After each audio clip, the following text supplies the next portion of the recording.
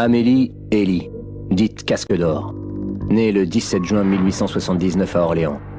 En 1898, elle a 19 ans. Elle se prostitue depuis plusieurs années dans le quartier de Charonne à Paris.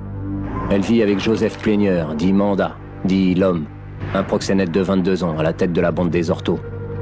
3 ans plus tard, en décembre 1901, elle le quitte pour François-Dominique Leca, un Corse de 27 ans, chef de la bande des Popinques. Manda, l'amant éconduit, veut laver l'affront dans le sang.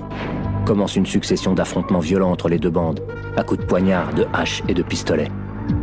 En janvier 1902, Leca est grièvement blessé par 2 balles de revolver dans le bras et la cuisse. Les journaux populaires s'emparent de l'affaire et comparent les deux bandes à des apaches se battant en plein Paris pour une blonde coiffée à la chien. La légende de Casque d'Or est née.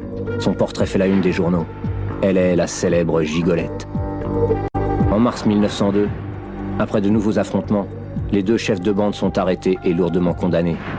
Travaux forcés à perpétuité pour Manda, 8 ans de la même peine assortie de la relégation pour Leca. Les 2 hommes sont envoyés au bagne en Guyane. Ils n'en reviendront jamais. Peu à peu, la notoriété d'Amélie décline. Elle meurt le 16 avril 1933 dans l'oubli.